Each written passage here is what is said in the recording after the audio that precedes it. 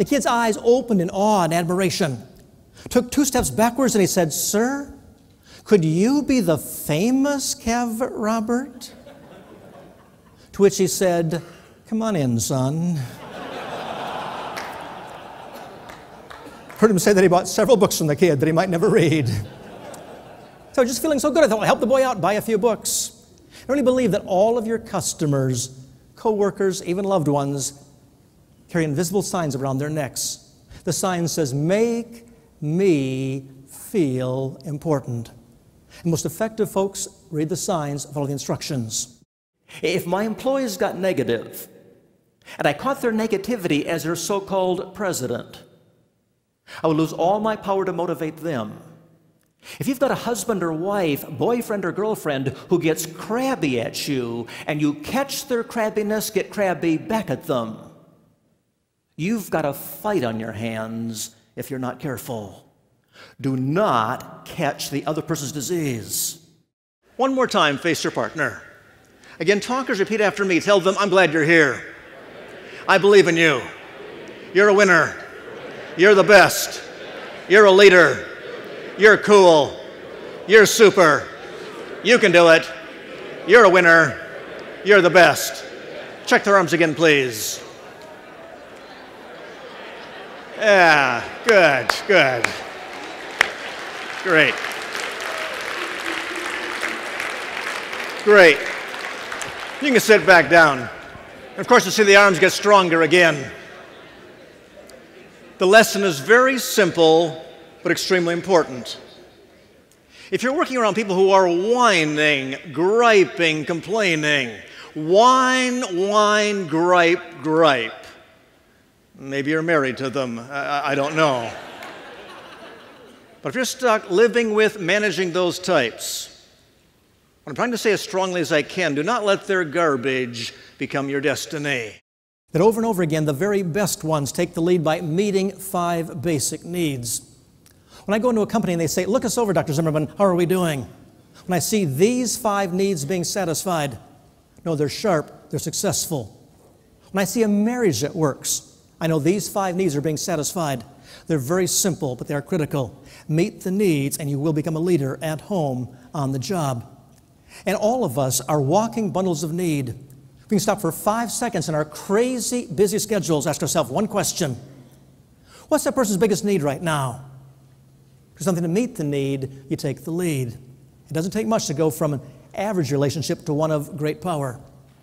I think of Charles, a room service waiter, Marriott Hotel.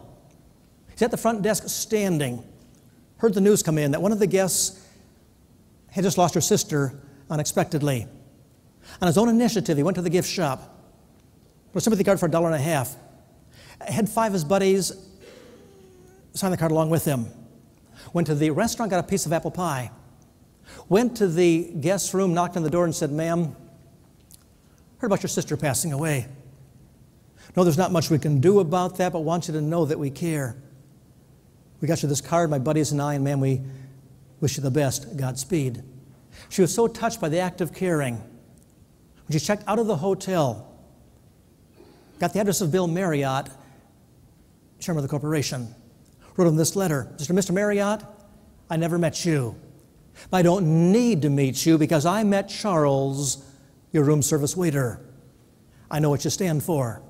I want you to know as long as I live, I'll always stay at Marriott's and tell my friends to stay at Marriott's. One guy spends $1.50, goes 2 minutes out of his way, and turns an average customer into an ambassador for the organization. It's the power of meeting needs. And between today and the day we all die, all the folks you'll ever sell to, work with, live with, have these 5 needs. Meet the needs, and you take the lead. This one time I was flying to Baltimore. I looked for the lowest available airfare. The cheapest I could find, Coach Super Saver, $1,200. Very expensive. Had to see my client. I buy the ticket. I go to check in. I fly so much they give you special check-in privileges, diamond, platinum flyers. I told the clerk, expecting nothing to happen, that the ticket sure is expensive today. She said, if you don't like the price, take the bus.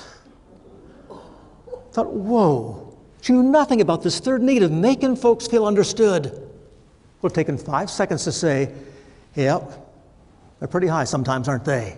I would have felt understood, respected, no problem. Didn't know how to do that. Keep your promises.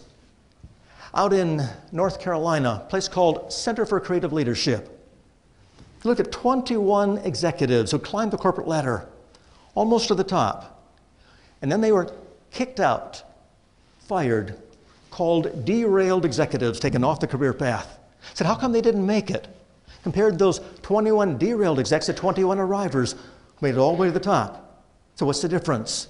Well, I found one thing that divided the two folks. The arrivers were the kinds of folks who said, I'm going to do what I say I'm going to do when I say I'm going to do it. Whereas the people that were kicked out didn't keep their promises. You tell one of your coworkers, I'll get back to you. Just made a promise. Whether right or wrong, employees do keep score. To go back and say, oh, I'm sorry, I got busy, doesn't show respect. If you have to write down every promise you make on your piece of paper, your Google Calendar, you write them down till you cross them off. You tell one of your kids, come summer, we'll go fishing and camping up at Bemidji, have a great time camping and fishing. Just made a promise. And kid may remind you 15 times, Mom, you said camping, Dad, you said fishing, I heard you. Got kids that way? Never forget. When I was in second grade, Eau Claire, Wisconsin, we lined up in the playground each morning to buy a milk ticket. They cost us 2 cents back then. One kid, Mike Fensky, forgot his milk money. I loaned him 2 cents. He has never paid me back. It's true. Never forget the promises. Another class had a lady maybe 250 pounds. I thought to myself, hey lady, go on a diet, exercise, take care of yourself. I'm not proud to admit to you that I was that shallow, that judgmental years ago. But that's where my head was. One night she said to the group, her first comment, she said, I feel so good about myself. Last year I weighed 348 pounds, I'm down to 241 right now. And there went the judgment. I suddenly realized that I seldom have enough data to play God and judge somebody else. What I've learned is I get a little bit older, a little bit wiser. So as many of my snap judgments, first impressions, stereotypes have been wrong. I take time to really understand somebody else. Typically I have more respect and less judgment. Difficulty is we're all busy folks. A snap judgment can be made in a snap. It takes a few seconds. It takes time and skill to really understand somebody else, show interest in them. But this is the magical part. I've learned that when I show interest in folks, I always get more from folks. One illustration was this, where the man says, this morning I had one nerve left and now you're getting on it.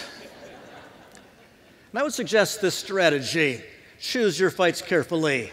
Only have so much time, so much energy. Know when to fight, when to shut up, when to push your point, when to pull back. I would suggest asking yourself 3 questions. The yes to all 3, get in there, talk it through. If you get a no, shut up, pull back. First question, ask yourself, does a threat exist? Does a threat exist? Is that person doing something that threatens my security, my success, my happiness? Maybe somebody in your team at the exchange is not doing their full share of the work.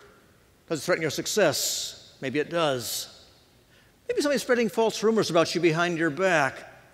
Does it threaten your credibility? Maybe it does. Or maybe your kid doesn't put the toothpaste cap back in the toothpaste tube. Does it threaten your security in life? Maybe yes, maybe no. One guy said to me, it doesn't threaten my security, but does threaten his. You can say, yes, a threat exists. The second question, is it worth a fight? Yes, something's worth fighting for. Bigger market share, happier customers, better prepared soldiers with the equipment they need for their families. Is it worth a fight? Other things may not be worth the hassle. If you say, yeah, it's worth a fight, then the third question, if I fight, can I make a difference? If you're convinced there's no way my boss will hear me out, no way my wife will listen to me, let it slide. If you get 3 yeses, you've chosen your fights carefully. You walked into the store. They had the merchandise, you had the money. You walked in and found some apathetic clerk who could have cared less. Probably thought yourself to heck with it and walked out. All right? We want to buy from, be on teams with, supervised by, managed by, married to, living with those who love what they're doing.